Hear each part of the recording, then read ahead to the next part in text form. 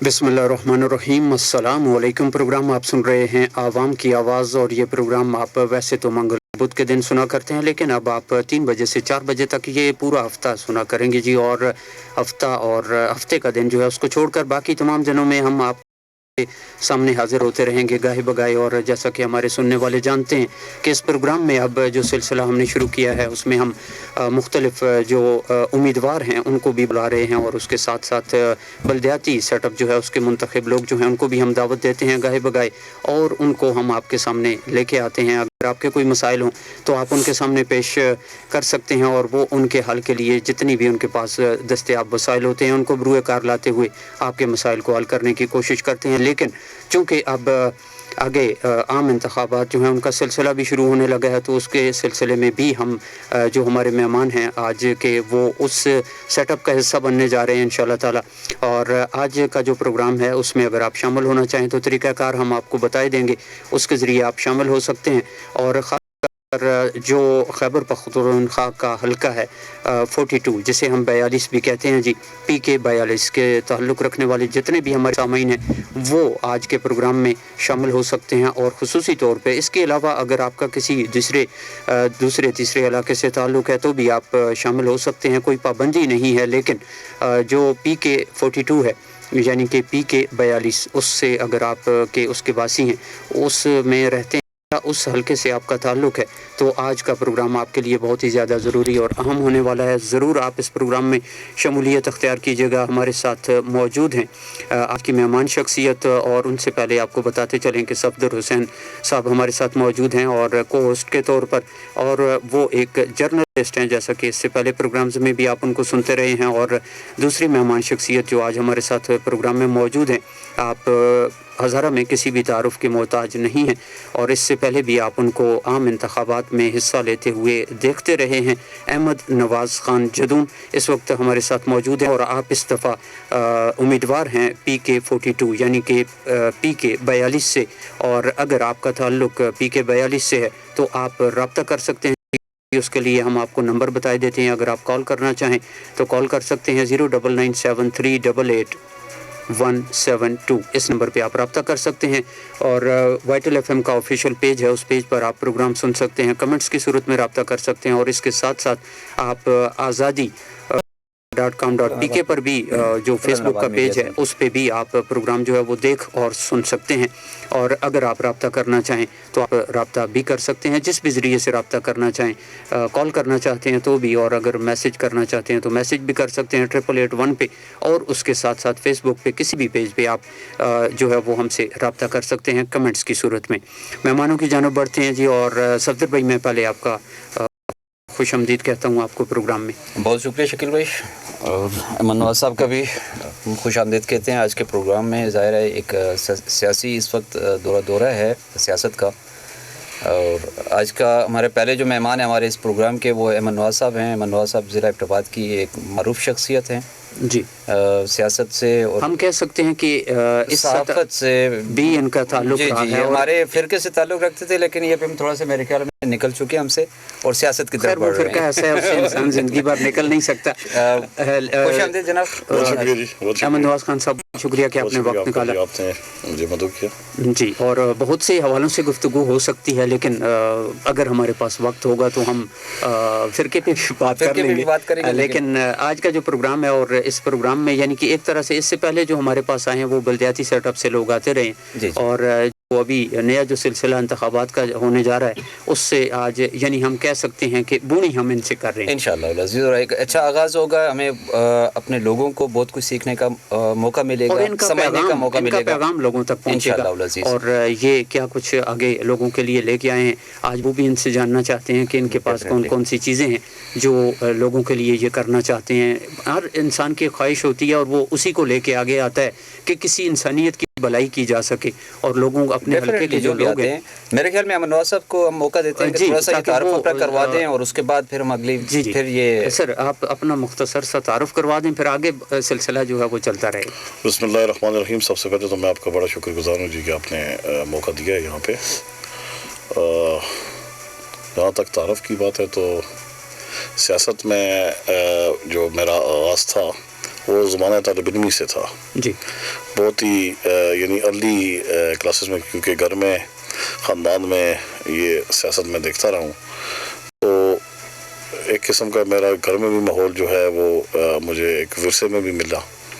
تو بڑی ایک اولین اس میں آئی واز ان کلاس 7 جب میں عملی طور پہ پولیٹکس میں حصہ لے رہا تھا.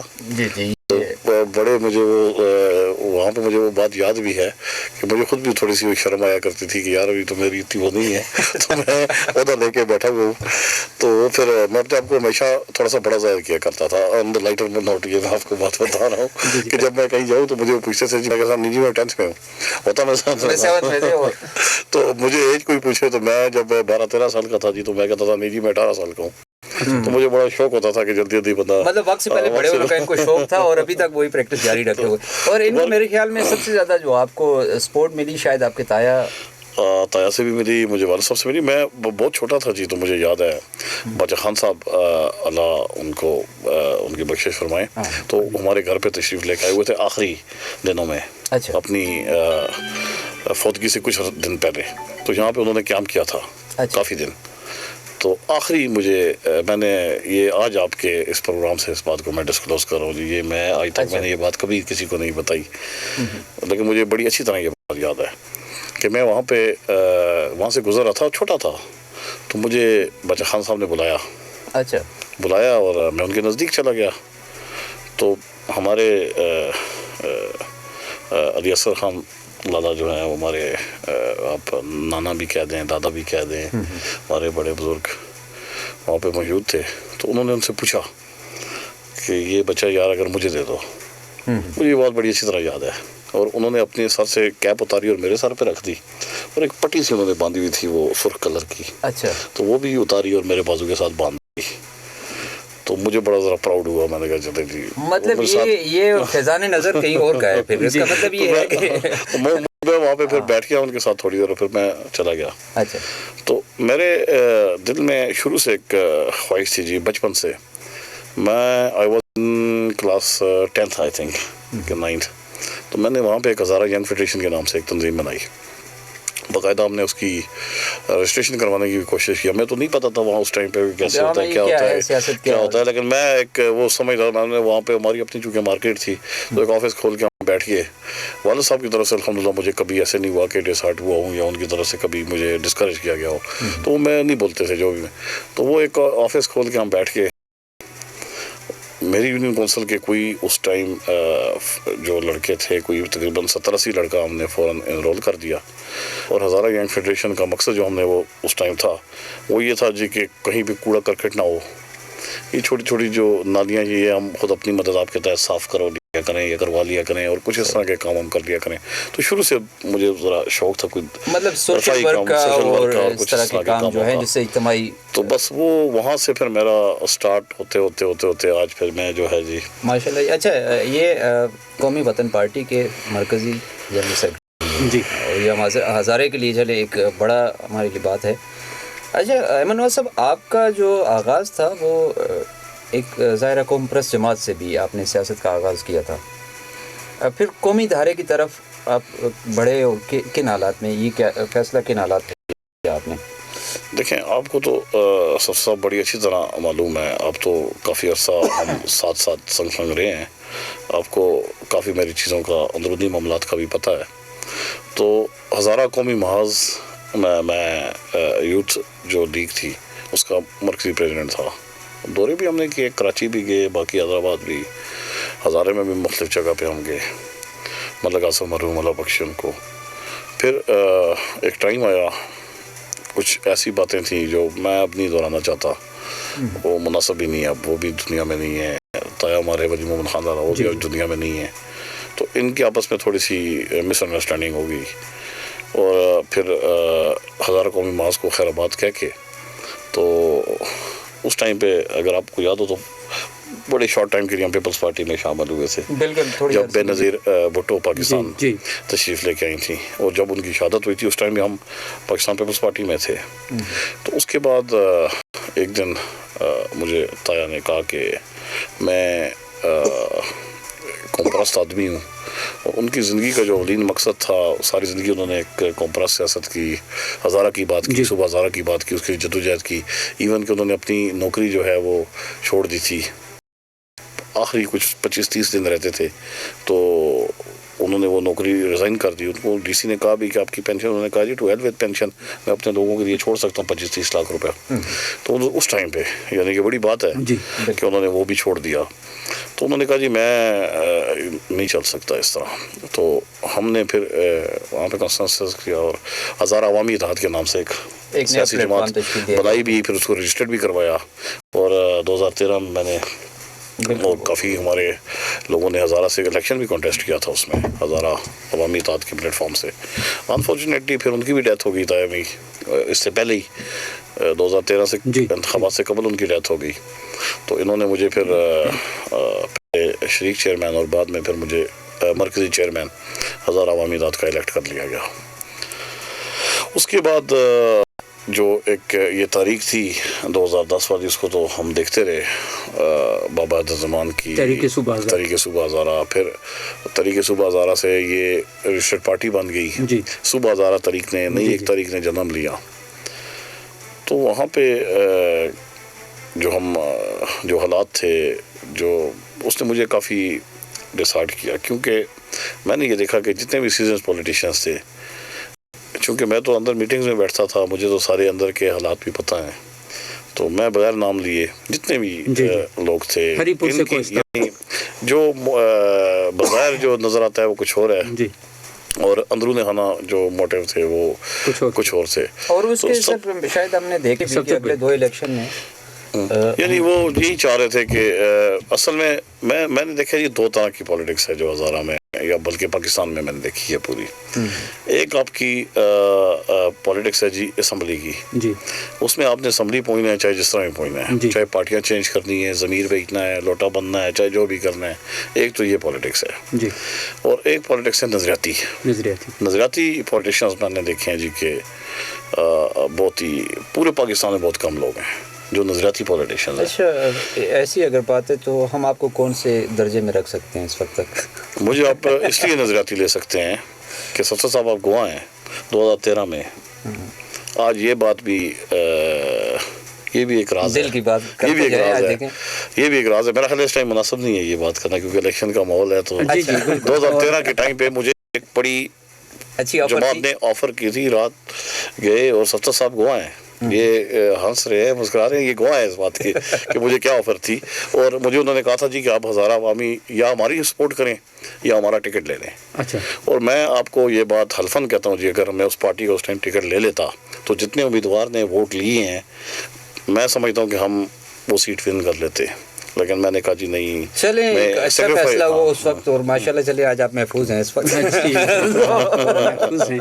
اور جی صفدر بھائی، میں ذرا ایک دفعہ سامعین کو کر لوں. جی سامعین، پروگرام آپ سن رہے ہیں عوام کی آواز، اور آج کا جو پروگرام ہے اس میں ہمارے ساتھ موجود ہیں احمد نواز خان جدون، اور آپ امیدوار ہیں PK 42 یعنی کہ PK 42 سے. اور اس وقت اسٹوڈیوز میں ہمارے ساتھ موجود ہیں قومی وطن پارٹی کے ٹکٹ پہ. اور انشاءاللہ امید ہے کہ یہ ایسے چراغ جلائیں گے کہ جن کی روشنی اس حلقے کو روشن ضرور کرے گی. اور اگر آپ ان سے کوئی سوال کرنا چاہتے ہیں، سوال کرنے کا تو ہر ٹائم ابھی بہت پڑا ہے. اگر آپ کے حلقے کا کوئی مسئلہ ہے اور آپ ان کو ان کے نوٹس میں لانا چاہتے ہیں تو اس کے لیے آپ کال کر سکتے ہیں. نمبر آپ کو ایک دفعہ پھر بتا دیتے ہیں، 0997 388 170، اور اس پہ آپ کال کر سکتے ہیں. اور اس کے ساتھ ساتھ آپ فیس بک پہ پروگرام چپکے جو لوگ سن رہے ہیں جی، پتہ تو چلتا ہے کہ کتنے لوگ سن رہے ہیں. اگر آپ کا سوال ہو کمنٹ کی صورت میں بھی آپ ہم تک پہنچا سکتے ہیں. تو ہمارے ساتھ موجود ہیں احمد نواز خان جدون، اور آپ امیدوار ہیں صوبائی اسمبلی خیبر پختونخوا کے حلقہ 42 سے، اور اس وقت اسٹوڈیوز میں ہمارے ساتھ آپ موجود ہیں. سر، باقی جو آپ کا تعارف ہے اور اس میں ماشاءاللہ سے بڑی تفصیل سے آپ نے چیزیں بیان کر دی ہیں. ٹائم جو ہے ہمارے پاس وہ ذرا کم ہوتا ہے، تو اس لیے ہم کچھ سوالوں کی طرف بھی بڑھتے ہیں کہ حلقے میں آپ کی نظر میں جو انتہائی اہم مسائل ہیں جن کو آپ ترجیحی بنیادوں پر حل کرنا چاہتے ہیں، کون سے ہیں؟ دیکھیں جی، سب سے پہلے تو میں ایک ذکر کرنا ضروری سمجھوں گا کہ اس دفعہ جو ایبٹ آباد میں حلقہ بندیاں کی گئی ہیں، جی یہ انتہائی نامناسب کی گئی ہیں. اگر آپ ان کو نقشے کے حوالے سے دیکھیں تو نقشے پہ تو آپ سرکل بنا کے بیٹھ جائیں، وہ بڑا ایزی ہے جی، لیکن اگر اس کو زمینی حقائق کے حوالے سے آپ دیکھیں تو یہ زمینی روابط آپس میں حلقے میں موجود ولیج کونسلز کے آپس میں زمینی روابط ہی نہیں ہے، روابط نہیں ہے جی، تو میں سمجھتا ہوں کہ یہ بڑی اوٹ پٹانگ قسم کی حلقہ بندیاں اس دفعہ کی گئی ہیں، اور یہ پورے ایبٹ آباد کے جو عوام ہیں ان کے ساتھ بڑی زیادتی کی گئی ہے، اور اس کے جو اثرات ہوں گے وہ آنے والے وقت میں عوام کو بھی بھگتنا پڑیں گے اور نمائندوں کے لیے بھی کافی مشکلات کا سامنا مطلب فی ہوگا۔ الوقت جو آپ کمپینس کر تو رہے ہیں ابھی چونکہ میرا جو حلقہ ہے PK42، جی، تو اس میں 2 سرکل ہیں جی، ایک بکوٹ سرکل ہے اور ایک اورش سرکل ہے۔ تو جو بکوٹ سرکل ہے جی، بکوٹ سرکل میں گیا ہوں، میں نے وہاں پہ تھوڑا سا دیکھا ہے، اور رائش سرکل میں بھی میں مفازات میں جب گیا ہوں جی تو میری تو آنکھیں کھلی کی کھلی رہ گئی ہیں۔ میں جب یہ اس سائڈ پہ گیا ہوں، یہ تریڑی سائڈ پہ، اور یہاں پہ جب ہم اوپر کی طرف گئے ہیں تو لارا گوڑا کی طرف گئے ہیں، تو میں تو پریشان ہو گیا ہوں جی کہ 2023 کے اندر ہم کہاں پہ بیٹھے ہیں جی، 2023 میں 2023 میں بیٹھے ہیں، اور لوگ ابھی چاند سے آگے جو سیارے ہیں ان پہ جانے کی طرف جا رہے ہیں، اور نئی نئی چیزیں سامنے آ رہی ہیں، اور بدقسمتی یہ ہے جی کہ آج بھی ہلکی سی ہوا چلتی ہے تو 3 گھنٹے بجلی غائب، جی، راستے ہے ہی نہیں ہیں جی، اور اتنے کچے راستے، گاڑی کے راستے تو چھوڑیں، میں تو سمجھتا ہوں کہ گھوڑا گدھا بھی ان راستوں پہ نہیں چل سکتا، پیدل ان کے لیے بھی وہ راستے نہیں ہیں۔ تو میں تو بڑا شوق ہوا ہوں جی جب اس سائڈ پہ، اور میں فرسٹ ٹائم، میں جھوٹ نہیں بولوں گا، میں فرسٹ ٹائم جب گیا ہوں تو میں تو یقین کریں کہ شوق ہوا ہوں، اور میرے ساتھ جو ٹیم تھی تو میں نے ان سے ایک بات کی، میں نے کہا جی کہ ایک عہد کرتے ہیں کہ اپنے اللہ سے بھی اور آپس میں بھی، کہ اگر اللہ تعالیٰ نے ہمیں موقع دیا، اگر اسمبلی میں ہم پہنچتے ہیں تو انشاءاللہ تعالیٰ ان 5 سالوں میں اتنا ضرور کریں گے کہ 5 سال بعد جب یہاں پہ آئیں ہم واپس تو شرمندہ نہ ہوں یا ہماری نظریں نیچے نہ ہوں۔ تو یہاں پہ کافی مسائل ہیں جی جو میں سمجھتا ہوں، پانی کے بڑے مسائل ہیں، پینے کا صاف پانی میکسیمم آبادی کو جو ہے وہ نہیں ہے، 1,60,000 آبادی ہے جی، 1,60,000 ووٹرز ہیں جو بکوٹ کے ہیں، 1,45,000 ہمارے اس رش کے ووٹرز ہیں، اور اس میں سے بھی کوئی تقریباً آئی تھنک 40-45,000 ووٹرز جو ہیں وہ اس سائڈ پہ ہوں گے جو زندگی کی بنیادی سہولیات سے ہی محروم ہیں۔ تو میں تو بڑا پریشان ہوں جی، اور میں سمجھتا ہوں کہ یہ اتنا عرصہ کس طرح یہ نمائندے جو ہیں جہاں پہ حکومت کرتے ہیں اور کس منہ سے وہ دوبارہ واپس وہاں پہ جا رہے ہیں، میں تو نہیں سمجھتا کہ اگر ان کی جگہ میں ہوتا اور ان حالات میں ان کو دیکھ کے چھوڑ کے اور دوبارہ 5 سال بعد میں کس منہ سے ان کی طرف جاؤں گا۔ میں تو بڑے شرم کی بات ہے جی نمائندوں کے لیے، اور میرے لیے بھی بڑی حیرت کی اور شرم کی بات ہے کہ یہ جو امرات ہم نے دیکھے ہیں، اور انشاءاللہ تعالیٰ اگر اللہ تعالیٰ نے ہمیں کام کیا تو ان مسائل کو ہم ترجیح بنیادوں پہ دیکھیں گے، اور خدا نخواستہ اگر نہیں بھی میں کامیاب ہوتا تو آفتاب احمد خان شیرپاؤ صاحب آپ کو پتہ ہے ایک ایسی شخصیت ہیں جو اپنے ساتھیوں کو بھولتے نہیں ہیں، تنہا نہیں چھوڑتے، اور مجھے پورا یقین ہے کہ ہماری پارٹی جو ہے وہ صوبے میں انشاءاللہ اچھی ہماری سکورنگ ہوگی، اور نئی حکومت میں انشاءاللہ ہم حکومت بنائیں گے۔ اگر ہم نے خود حکومت نہ بنائی تو کولیشن حکومت میں ضرور ہم کوشش کریں گے بنائیں ہم، تو یہاں پہ ہم کوشش کریں گے۔ اگر میں خود ہوتا ہوں تو پھر تو 100% میں ظاہر ہے کام کر سکتا ہوں، لیکن اگر میں خود نہیں ہوتا تو میں پھر بھی کوشش کروں گا کہ میں کم از کم 10-15-20% وہاں سے مختلف جگہ سے یہاں پہ کچھ نہ کچھ فنڈ لے کے آؤں، لوگوں کی کچھ نہ کچھ داد رسی کر سکوں جی۔ اور یعنی کہ سڑکوں کا جو مواصلات کا نظام ہے اس کو آپ مزید بہتر کرنا چاہتے ہیں؟ دیکھیں جی، سب سے جو آپ کی زندگی کی بنیادی چیز ہے وہ مواصلات کا نظام ہے۔ سڑک ہوگی تو ہر چیز ہوگی، سب کچھ آ جائے گا۔ اگر سڑک نہیں ہوگی تو آپ کی کوئی چیز آ ہی نہیں سکتی، تو سب سے بنیادی چیز تو سڑک ہے۔ اور میں حیران ہوں جی کہ ہمارے جو بلدیاتی نمائندے ہیں اور جو ہمارے MP-MNAs ہیں، میں ایک جگہ پہ گیا جی، میں نے وہاں پہ ان سے پوچھا، میں نے کہا جی جو سابق MP تھے انہوں نے کچھ نہیں دیا؟ انہوں نے کہا نہیں جی دیا ہے۔ تو میں نے کہا کیا دیا ہے؟ انہوں نے 12 لاکھ روپے دیا جی۔ اچھا۔ میں نے کہا جی 12 لاکھ روپے 5 سال میں بس؟ ہاں جی 12 لاکھ روپے 5 سال میں بس۔ تو مجھے بڑا شوق لگا मैंने कहा जी 12 लाख रुपए तो आप उनके मुंह पे मारते दिया होगा ना। नहीं, मैंने कहा जी आप 12 लाख रुपए तो आप उनके मुंह पे मारते वो, तो आप अगर 5,000 रुपया सारे घर अगर जमा करते तो 12 लाख रुपए तो आप लोग जमा कर देते। यानी मजाक किया जाता है गरीब लोगों के साथ जी। मैं तो ये समझाऊँ कि यहाँ पे जो मुतवस्सित तबका है, सफेदपोश तबका है, जो गरीब लोग हैं, इनके साथ हमारे जो मेंबर्स हैं ये मजाक करते हैं। और दूसरी बात यह है जी कि हमारे इनका कसूर भी नहीं है, कसूर मेंबर्स का भी नहीं है। ये बड़ी बड़ी पार्टियों के नाम लेके उनके टिकट पे आके जीत जाते हैं। अब मुझे बताइए जी, आप हमारे जो यहाँ पे MLAs MPs हैं कितनी दफ़ा मियाँ साहब को मिलते होंगे? जो हमारे MLAs MPs हैं पीपल्स पार्टी के, कितनी दफ़ा जरदारी साहब को मिलते होंगे? या इनकी जरूरत है वहाँ पे कितनी बात करते होंगे?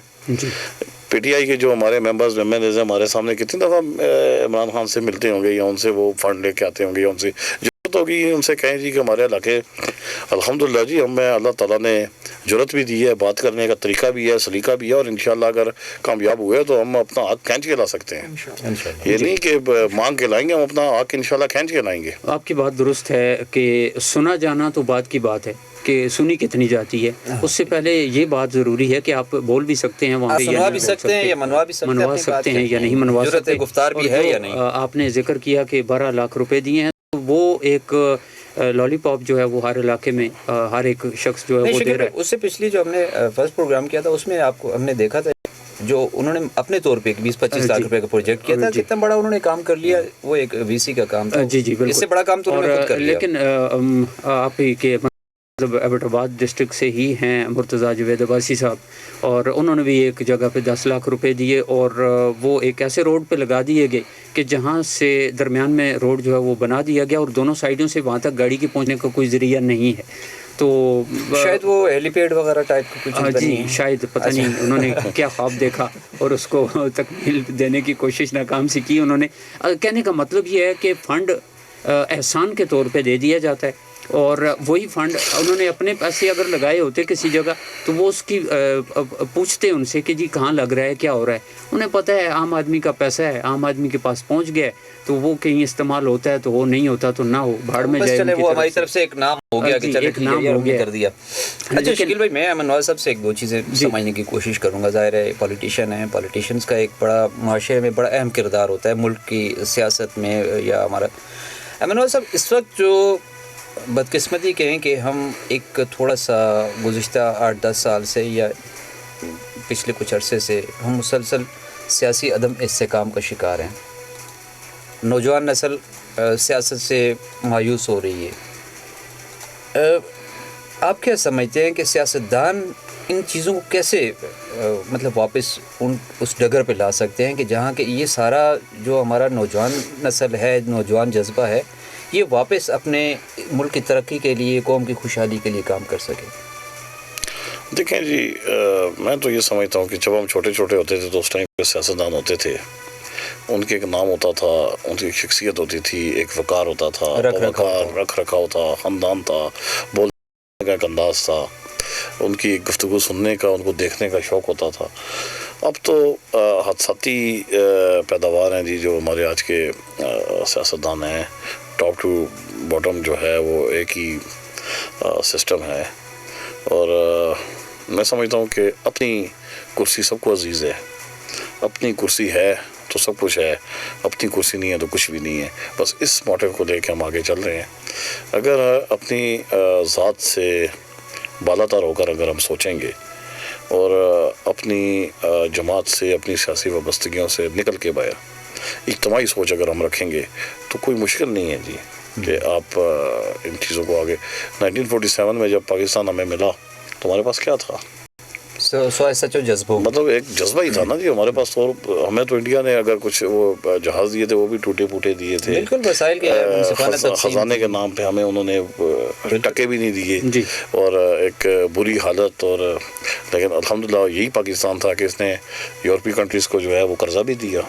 बिल्कुल, एक पाकिस्तान एक टाइम था कि इसका नाम पूरी दुनिया में। तो ये चीज़ें हैं कि हम जब अपनी खुदी से निकल के बाहर जाएंगे तो फिर कोई मुश्किल नहीं है जी कि हालात को ठीक किया जा सके। गुज़िश्ता एक दहाई से जो आप कह रहे हैं, गुज़िश्ता एक दहाई से नहीं, गुज़िश्ता तकरीबन मैं समझता हूँ कि 80s के बाद से ये इसी तरह ही सिलसिला चल रहा है जी, बल्कि शुरू से اگر آپ دیکھیں تو یا اس کو ہم اس وجہ سے بھی کاؤنٹ کرتے ہیں کہ 2000 سے پہلے کا زمانہ کچھ اور تھا، انفارمیشن کا فلو بہت کم تھا، لوگوں کی اطلاعات تک رسائی بہت کم تھی، لیکن 2000 کے بعد دنیا بدل چکی ہے، نوجوان نسل یا عام لوگ جو ہے وہ زیادہ اویئر ہو چکے ہیں، وہ سیاستدان کے کول و فعل کا بڑا اچھا حساب رکھتے ہیں۔ اصل میں اس میں ایک اور چیز بھی ہے جس میں سوشل میڈیا کا کردار بھی ہے، اور سوشل میڈیا کے بھی جو کردار ہے وہ اس کے دو نتیجے ہیں، ایک نیگیٹو اور ایک پازیٹیو ہے، اور بدقسمتی سے ہمارے پاکستان میں نیگیٹو کردار جو ہے وہ زیادہ اجاگر کیا جا رہا ہے۔ جی، ہر بندے کے ہاتھ میں، جس کے ہاتھ میں موبائل ہے، اس میں ایک کیمرہ لگا ہے، تو وہ صحافی بھی ہے، وہ مبصر بھی ہے، وہ تبصرہ نگار بھی ہے، اور وہ سمجھیں کہ پاکستان کو سب سے زیادہ سمجھتا ہے، دنیا کو سب سے زیادہ سمجھتا ہے۔ تو یہ ایک بدقسمتی ہماری موجود ہے، شاید میری باتیں شاید کسی کو بری بھی لگ رہی ہوں، ہماری خاص طور پہ۔ جی سر، آپ یہ کہنا چاہتے ہیں کہ لوگوں کے ذہن میں یہ بات ہوتی ہے کہ وہ دنیا کو آپ سے زیادہ جانتے ہیں؟ نہیں، میں آپ سے نہیں، مسئلہ پتہ ہے کیا مسئلہ یہ ہے کہ پائریٹڈ چیزیں زیادہ کام کر رہی ہیں، ریومر زیادہ کام کر رہے ہیں۔ آپ کو پتہ ہے کہ اصل خبر کچھ اور ہوتی ہے، اس کو توڑ موڑ کے پیش کیا جا رہا ہے، ایڈیٹنگ زیادہ کی جا رہی ہے۔ یہ سسٹمیٹک وے میں ہو رہی ہے یہ چیز۔ ہمیں یہ چیز ذہنوں میں، سوشل میڈیا کے استعمال والوں کے ذہنوں میں خصوصی طور پہ بٹھا دی گئی ہے کہ آپ لوگ زیادہ جانتے ہو۔ شکیل بھائی، اس کی وجہ یہ ہے، میں سب سے آپ کو سوری ٹو کٹ یو، کہ اصل چیز جو آپ کو پتہ ہے نا کہ سوشل میڈیا پہ اعتماد زیادہ ہے، یقین زیادہ ہے۔ حالانکہ یہ لوگوں کو اویئرنیس ہونی چاہیے کہ سوشل میڈیا پہ کوئی بھی بندہ بیٹھ کے اس میں چینجنگ کر سکتا ہے، اور بالکل پولنگ جو ہے وہ فیئر نہیں ہوتی، کوئی چیز آپ کی فیئر نہیں ہوتی۔ سب سے بڑی بات یعنی آپ لوگو لگا کے، آپ کسی بھی ٹی وی چینل کا یا ریڈیو چینل کا آپ لوگو لگا کے، میں نام یہاں پہ نہیں لے سکتا کیونکہ ایتھکس کے خلاف ہے کسی چینل کا نام لینا، تو آپ اس کا وہ لوگو لگا کے نیچے آپ اپنی مرضی کی ہیڈ لائن لگا کے دے دیں، تو لوگ تو سمجھیں گے کچھ دیر کے لیے، تو یہ آپ کو پتہ ہے کہ افراتفری پھیل جاتی ہے، اور ابھی تو جب تک سچ سامنے آتا ہے تک وہ کہتے ہیں کہ وہ جنگل کو آگ لگا کے جھوٹ نکل چکا ہوتا ہے۔ تربیت کی بھی کمی ہوتی ہے، سب سے بڑی بات کہ تربیت یافتہ لوگ نہیں ہوتے وہ۔ سر، جیسا کہ آپ نے مسائل کے حوالے سے بات کی، تو ایک بہت بڑا مسئلہ جو نہ کبھی حل ہوا اور لگتا ہے کہ پتہ نہیں حل ہوگا یا نہیں ہوگا، آپ کے بالکل پڑوس میں ایوب میڈیکل کمپلیکس، جو ایک بہت بڑا صحت کا واحد ذریعہ بھی ہے ہمارے پورے ہزارہ ڈویژن کے لیے، اور مظفر آباد تک اور گلگت تک کے لوگ جو ہیں وہ اس سے مستفید ہوتے ہیں۔ تو صحت کے معاملات جتنے ہیں اس میں آپ کتنی بہتری لانا چاہتے ہیں، یا کیا ترجیحات ہوں گی آپ کی؟ دیکھیں، صحت کا جو وہ ہے وہ تو پورے صوبہ میں اس کا پرسان حال کوئی نہیں ہے، پورے صوبے میں جو ہے وہ حالت بڑی دگرگوں ہے، اور خاص طور پہ اس پہ ایوب میڈیکل کمپلیکس پہ بڑا پریشر ہے، کیونکہ آپ کی اور کوئی یہ ایشیا کی ایک سب سے بڑی ہاسپٹل بھی ہے، تو کوستان سے، بلکہ نہیں کوستان سے نہیں بلکہ کوستان سے پیچھے آپ کے بشام سے اور پیچھے اس سے لوگ جو ہیں وہ یہاں پہ جن لوگوں کی ایکسیس ادھر سے آسانی سے، وہ یہیں پہ آتے ہیں کہ یہاں پہ علاج ہو جائے گا۔ تو یہاں پہ ایک بدقسمتی سے جو میں نے دیکھا ہے کہ پرائیویٹ جو پریکٹس ہے یا پرائیویٹ پریکٹس مافیا جو ہے، اس نے اسپتال کو تباہ کر کے رکھ دیا ہے۔ ایک وہی میں آپ سے کہہ رہا ہوں کہ آپ ڈاکٹر کو بھی میرے خلاف کریں گے آج کہ یہ خیر ہے، کوئی نہیں، اس وقت بولتے آگے میں نے ووٹ بھی لیتے ہیں بلکہ جی کہ یہ ایک ضروری چیز ہے، یہ ضروری چیز ہے، یہ نہیں، میں سچ سے ڈرتا نہیں ہوں، سچ بولنے سے۔ اگر میں اس بات سے ہارتا ہوں تو 100 دفعہ ہارتا ہوں، لیکن عوام کی بات میں ضرور کروں گا کہ یہ جو پرائیویٹ پریکٹس ہے جب تک آپ اس کو محدود نہیں کرتے یا اس کو ود ان دا ہاسپٹل نہیں کرتے، اس کے لیے ایک سسٹمیٹک وے نہیں بناتے، تو یہ ٹھیک نہیں ہو سکتا۔ اگر پرائیویٹ اسپتال بڑے اچھے طریقے سے چل سکتی ہے، وہاں پہ بڑا اچھا علاج معالجہ ہو سکتا ہے، اور پرائیویٹ ہاسپٹلس بنی کیسے ہیں؟ مارکیٹوں کے اندر بنی ہوئی ہیں، پلازوں کے اندر بنی ہوئی ہیں، یعنی چھوٹے چھوٹے کوئی انفراسٹرکچر نہیں ہے، کوئی خاص ایمرجنسی نہیں ہے، ایک دکان کے اندر آپ نے آپریشن تھیٹر بنا دیا ہے، ایک دکان کے اندر آپ نے کمرہ بنا دیا، اور اس طرح آپ نے ہاسپٹلس بنائی ہوئی ہیں۔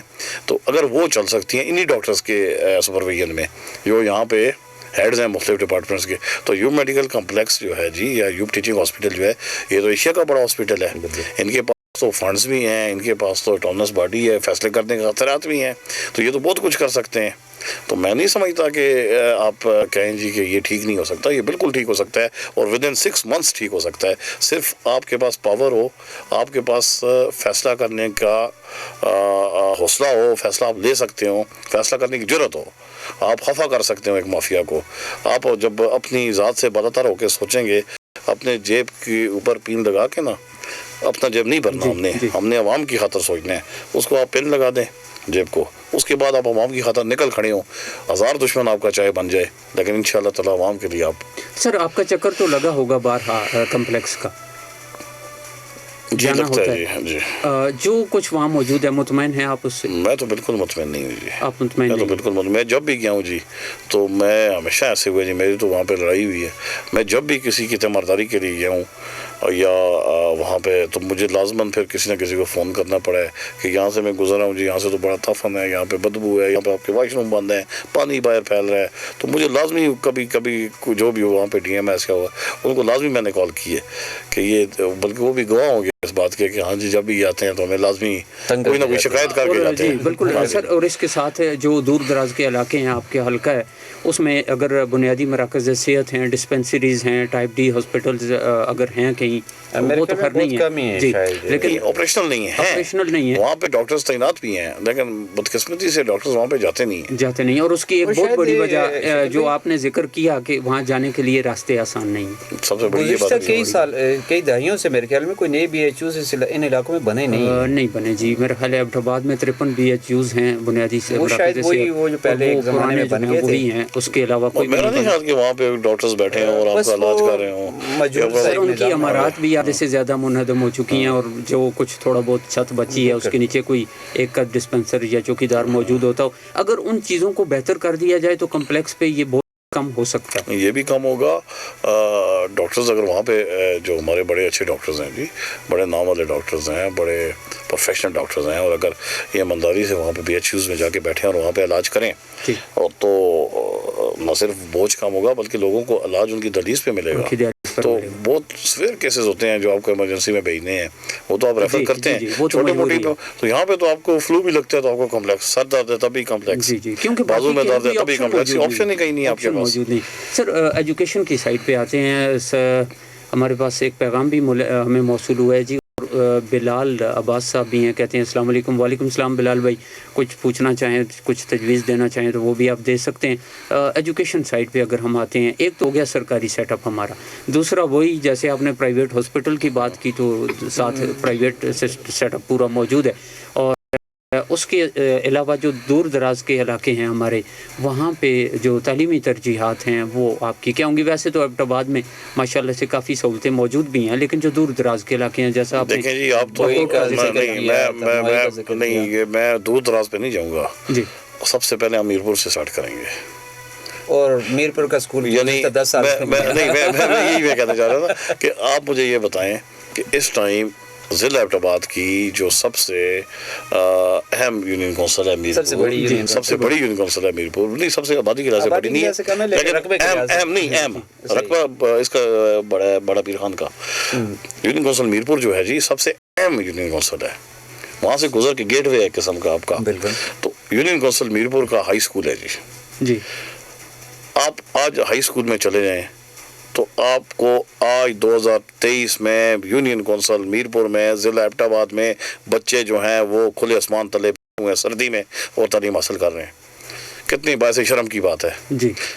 کون سا میرپور جہاں سے الیکٹ ہو کے اسپیکر بنا ہے، جہاں سے الیکٹ ہو کے 2 دفعہ آپ کا وزیر اعلیٰ گیا ہے جی، جہاں سے الیکٹ ہو کے آپ کا گورنر بنا ہے، جس کے پڑوس سے ڈپٹی اسپیکر بنا ہے 1 دفعہ، پھر مرزا صاحب ڈپٹی اسپیکر رہے ہیں پڑوس سے جی. تو مجھے بتائیں جی کہ یونین کونسل میرپور کی یہ حالت ہے کہ وہاں پہ ایک ہائی اسکول جو زلزلے میں گر گیا تھا وہ آج تک تعمیر نہیں ہو سکا. اس کے لیے یہ لوگ بول نہیں سکے، اس کے لیے آواز نہیں اٹھا سکے. تو دور دراز بات تو کریں گے تو میں تو سمجھتا ہوں کہ اگر یہاں سے ہم شروع کریں تو پھر ادھر تو اللہ ہی حافظ ہے. سر جن ایک سابق گورنر اور ایک سابق وزیر اعلیٰ کا ذکر آپ کرتے ہیں، وہ ان کے وہ تو ادھر سر پہ بیٹھے ہوتے ہیں ہر وقت، ان کو تو میرپور نظر آ رہا ہوتا ہے. نہیں، میں براہ راست کسی کو وہ نہیں کرتا، تنقید کا نشانہ نہیں بناتا یا کسی کا نام لے کے نہیں. میں اس عہدے کی بات کر رہا ہوں کہ ان عہدوں کی توہین ہے جی، کہ آپ کے منسٹرز یا وہاں پہ جا کے ان منسٹریز کی توہین ہے کہ آپ اتنے اہم عہدوں پہ بیٹھ کے آپ اپنے علاقے کے لیے کچھ نہ کر سکیں. تو یہ باعث شرم ہے. اور مجھے یہ بھی حیرت ہوتی ہے کہ ہم لوگ ان کو لے کے آتے ہیں، ان کو یہ دکھاتے ہیں، وہ پھر ہمیں لالی پاپ دے کے جاتے ہیں اور دوبارہ 5 سال بعد ہم کو دوبارہ یہی چیزیں دکھا رہے ہوتے ہیں. الیکشن کے ٹائم میں ہم پھر ذکر کر رہے ہوتے ہیں. زلزلہ ہوا ہے جی 2005 میں اور اب جا رہا ہے 2023. 18 سال یہ 10 نہیں 18 سال سے یہ اسکول منظم ہے اور 18 سال میں یہ اسکول نہیں بن سکا. تو مجھے یہ بتائیں کہ 18 سالوں میں اگر یونین کونسل میرپور میں اسکول نہیں بن سکا تو مفازات کا کیا حال ہوگا؟ جہاں پہ راستے نہیں ہیں ادھر کیا حال ہوگا؟ یہاں پہ تو آپ کا 10 دفعہ دن میں ای ڈی او آتا ہے, ڈی او آتا ہے, سیکرٹری ایجوکیشن آ سکتا ہے, آپ کے سی ایم 10 دفعہ یہاں سے گزر کے جاتے ہیں. ابھی بھی مجھے پتہ چلا ہے کہ وہ نگران ہمارے سی ایم کل پرسوں یہاں پہ تشریف لے کے آئے تھے, بلکہ وہ آئی میرپور کے. یونین کونسل میرپور سے ان کا تعلق ہے جو ابھی ہمارے نگران سی ایم ہے. اگر اب بھی ہمارا یہ اسکول ہائی اسکول وہ نہیں بناتے تو میں تو سمجھتا ہوں جی کہ اس کے بعد تو اللہ ہی حافظ ہے. اختیارات نہیں ہیں, اگر وہ بنا نہیں بھی سکتے تو ان چیزوں کا راستہ صاف کر سکتے ہیں. اختیارات ہیں جی, وہ پرانی انٹرم گورنمنٹ یہ نہیں ہے, یہ جو پرانی سیٹل گورنمنٹ گورنمنٹس کو پراپر اختیارات دیے گئے تھے اسمبلی میں 2 وہ کر کے امینڈمنٹس کر کے. سر مجھے ایک چیز نہیں سمجھ آئی کہ اس کے ساتھ یہ ظاہر ہے ایرا کے ایک پروجیکٹ کا حصہ تھا گورنمنٹ ہائی اسکول میرپور جو تھا, میں نے یہ اس پہ کام کیا تھا جی. میں یہ ایرا سے صوبائی حکومت کو منتقل ہو گیا. اچھا, وہ جب ایرا ظاہر ہے ہاں وہ جب وہ ختم ہوا وہ ڈیزالو ہوئی تو یہ پھر فائل جو ہے ساری تقریباً عمارات اکثریت جو عمارات ہیں وہ اسکولز وغیرہ بن گئے تھے. یہ کیوں رہ گئی رہتی؟ بس یہ پھر ہماری بدقسمتی کہہ لیں یا ہماری نیگلیجنسی کہہ لیں یا پھر ہمارے اندر کوئی فرق ہوگا. ہم تو وہ یونین کونسل ہے نا جی جس کو کبھی اٹھا کے آپ شیروان کے ساتھ لگا دیتے ہیں, کبھی بکوٹ کے ساتھ لگا دیتے ہیں. ہمارا تو جو ہمیں تو وہاں پہ آپ نہیں چھوڑتے, تو مجھے یہ بتائیں کہ وہاں سہولیات ہمیں کیا دیں گے یہ. اور جو دوسری آپ نے بات کی تھی صوبے پورے میں ہم چاہتے ہیں جی کہ یہ اسکول جو ہیں ان میں یکساں نصاب تعلیم ہو اور جو پرائیویٹ سیکٹرز ہیں اسی لیول پہ جو سرکاری اسکولز ہیں. اب مجھے بتائیں کہ ایک پرائیویٹ ٹیچر کی تنخواہ جو ہے جی وہ 25, 30, 40 ہزار روپے ہے.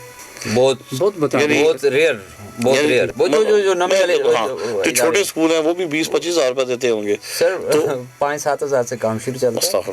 اور مجھے یہ بتائیں کہ سرکاری ٹیچرز کی تنخواہ کیا ہے جی؟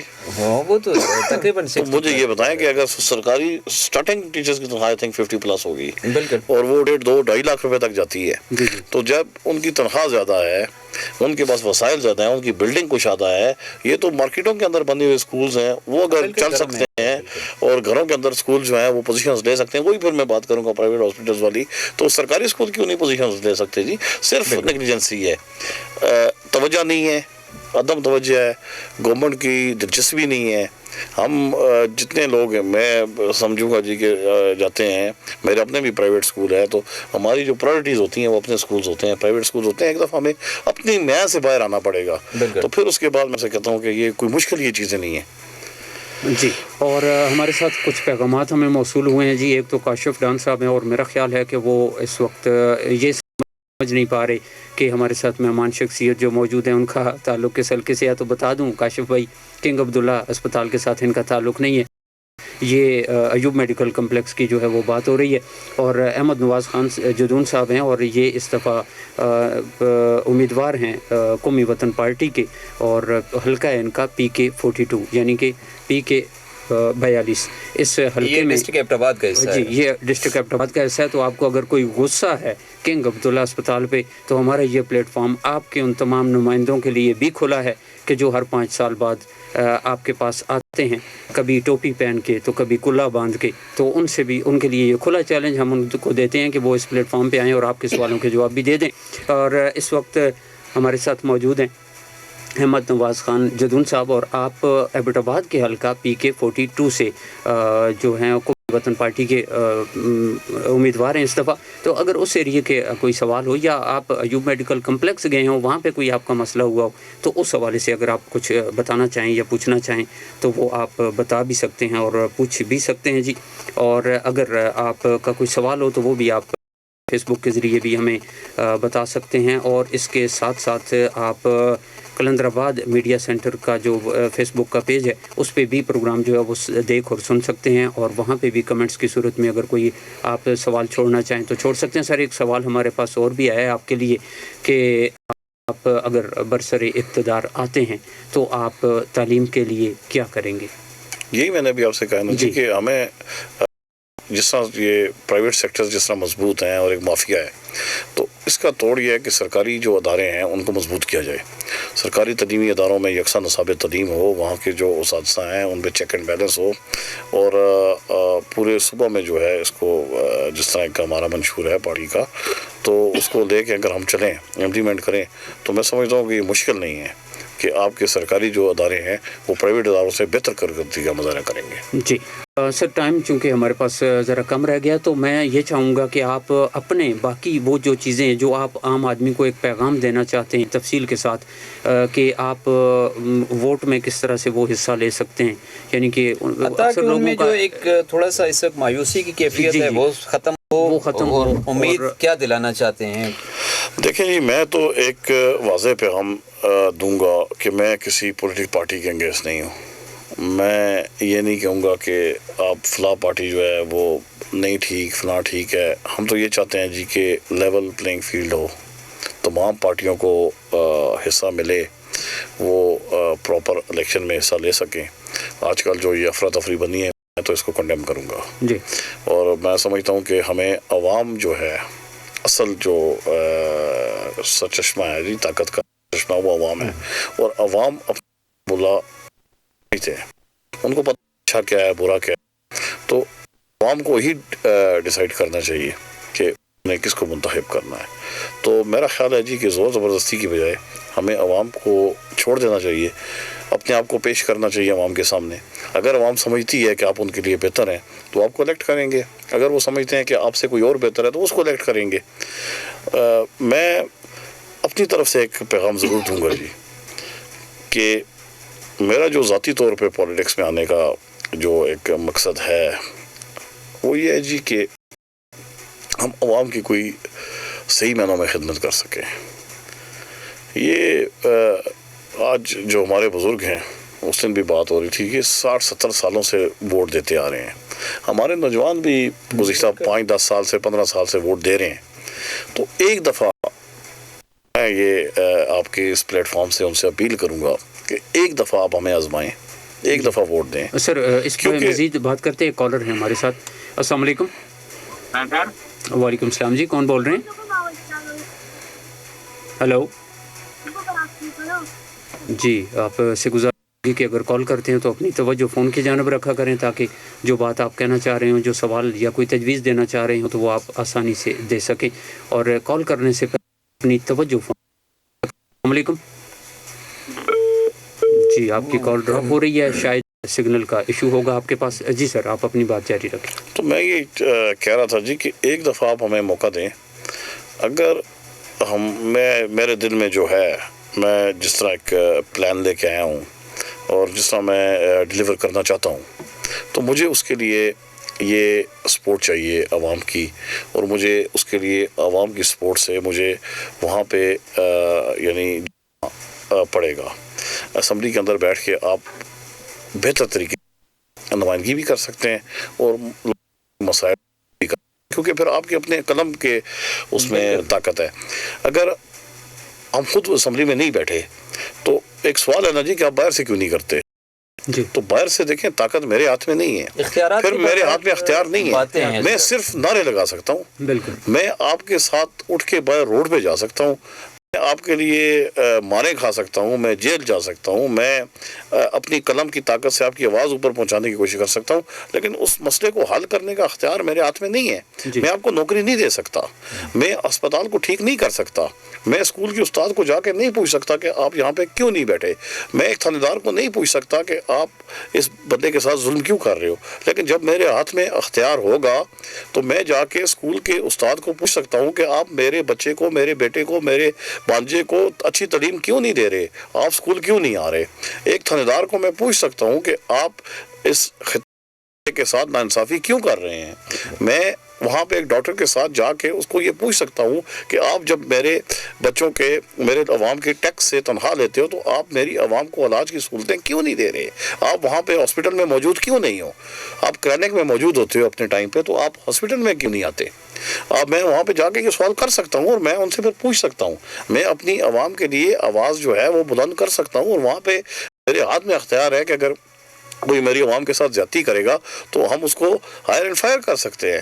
میں اپنی عوام کو نوکریاں دے سکتا ہوں, میں اپنے بچوں کے مستقبل کے لیے جو میری سوچ ہے, میری پلاننگز ہے, میں وہ کر سکتا ہوں. میرے ہاتھ میں ایک اختیار ہوگا.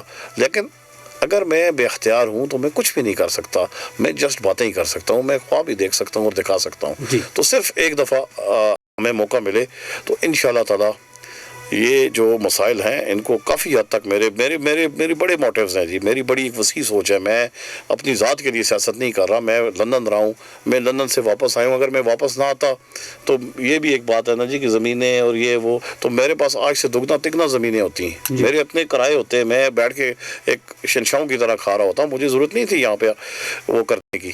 میں یہاں پہ واپس آیا ہوں, میں نے اپنی زمینیں بیچی ہیں تو اس عوام کے لیے, اس قوم کے لیے یہ قربانیاں دی ہیں کہ میں ان کے لیے کچھ کر سکوں. اور حلفاً میں آپ سے یہ کہتا ہوں کہ اگر مجھے اپنی ذات کی سیاست کرنی ہوتی تو جتنے بڑے اجتماعوں سے میں خطاب کر کے آیا ہوں, جتنے بڑے بڑے کراؤڈز کے ساتھ میں نے خطاب کیا, میں تو سمجھتا ہوں کہ یہ ہزارے سے کوئی بندہ آج تک اتنے بڑے کراؤڈز کے ساتھ جا کے خطاب نہیں کر پایا ہوگا.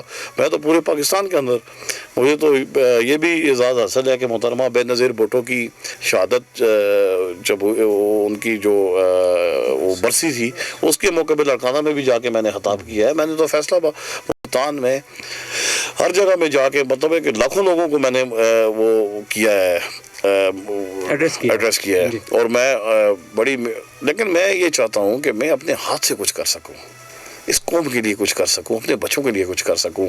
بس یہ میرا ایک خواب ہے, یہ میرا ایک موٹیو ہے. اور ابھی جب میں عمرے پہ گیا تھا تو میں بیٹھا تھا خانہ کعبہ میں, تو وہاں پہ جا کے میں بھول گیا تھا سیاست.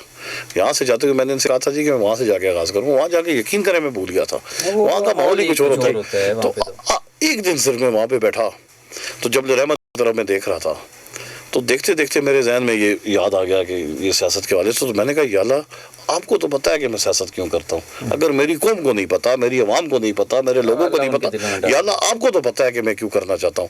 تو یا اللہ جی میں ہار جاؤں, میں 10 دفعہ ہار جاؤں, میں 100 دفعہ ہار جاؤں, لیکن میں میرا ضمیر مطمئن ہے, میرا دل مطمئن ہے کہ جب قبر میں مجھ سے سوال ہوگا کہ تمہیں دنیا میں پیدا کیا تھا, تم نے کیا کیا, تو میں یہ تو نہیں کہوں گا کہ میں نے کھایا پیا, بچوں کو بڑا کیا, ان کو جوان کیا, ان کی شادیاں کی اور مر گیا اور قبر میں آ گیا مجھے آپ کے سامنے. کم از کم میں یہ جواب دے سکوں گا کہ میں نے جدوجہد ضرور کی ہے جی, میں نے اس قوم کو جگانے کی کوشش کی ہے جی, میں نے ان کے اندر اپنی آواز پہنچانے کی کوشش کی ہے.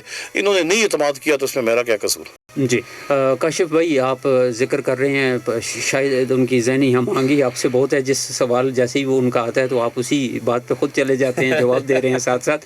اور کاشف بھائی آپ نے ذکر کیا کہ سیاسی شو کر رہے ہیں تو باقی لوگوں کو بھی, تو ہمارے دروازے ہر ایک کے لیے کھلے ہیں. وائٹل ایف ایم کو ویلکم کرتا ہے, اگر وہ آنا چاہیں, اگر ان کے پاس کچھ ہے بتانے کے لیے تو وہ آئیں گے. اگر ہم ان کی منتیں بھی کرتے رہیں, اگر ان کے پاس کچھ نہیں ہے یا پھر کچھ بھی وقت گزار چکے ہیں تو وہ کبھی بھی نہیں آئیں گے. ایک آپ کی بھول ہے کہ ان لوگوں کو ہم بلائیں گے اور وہ آ جائیں گے. بہرحال ہم ہر ایک کے ساتھ رابطہ ضرور کریں گے, ایک دفعہ ہمارا فرض بنتا ہے.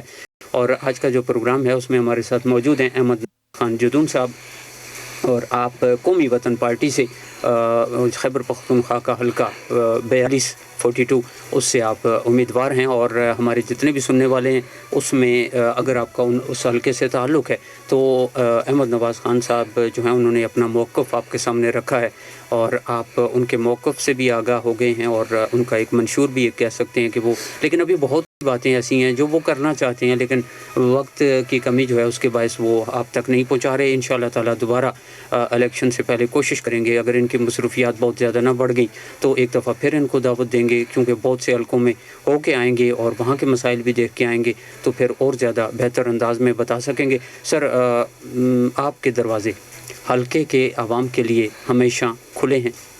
میرے تو جی حجرہ ویسے بھی چلتا ہے, میرا تو حجرہ ہر وقت اوپن رہتا ہے جی الحمدللہ. اور میں نے آپ سے کہا نا جب میں بہت چھوٹا تھا تو ہم دفتر کھول کے بیٹھ گئے تھے, تو اب تو ماشاءاللہ حجرے میں ہم بیٹھے ہیں, میں ہوں بڑے بھی ہو گئے ہیں, کچھ سمجھ بھی آ گئی. اب تو 40s میں جب بندہ چلا جاتا ہے تو وہ کافی کچھ سیکھ بھی لیتا ہے, سمجھ بھی لیتا ہے. تو میں تو یہ سمجھتا ہوں جی کہ اگر آپ دروازے نہیں کھول سکتے, آپ دسترخوان نہیں لگا سکتے, تو آپ سیاست نہیں کر سکتے. سر ایک آخری سوال کہ احمد نواز خان جدون اگر ایک سیاستدان نہ ہوتے تو کیا ہوتے؟ سر آلریڈی میں تو سیاستدان ہی ہوتے پھر بھی میری نیوز پیپرز بھی ہیں، میں ایک صحافی بھی ہوں، آج بھی میرے نیوز پیپرز پرنٹ ہو رہے ہیں۔ زیادہ مزہ کس چیز میں ہے، صحافت میں یا سیاست میں؟ ویسے یہ دونوں شعبے ایسے ہیں کہ ان کی ریٹائرمنٹ کی کوئی بھی عمر نہیں ہے۔ میں آپ کو ایک بات بتاؤں جی، حقیقت میں ان کا چودی دامن کا ساتھ ہے جی۔ اب یہ صحافی کو سیاسی سے یا سیاسی کو صحافی سے علیحدہ کر دیں، یہ پاسبل نہیں ہے۔ یہ ضرور ہے کہ ہمارے کئی صحافی جو بھائی ہیں، دوست ہیں، وہ سیاستدان نہیں ہیں، لیکن وہ سیاستدانوں کو مشورہ ضرور دیتے ہیں، ان کے استاد ضرور ہیں۔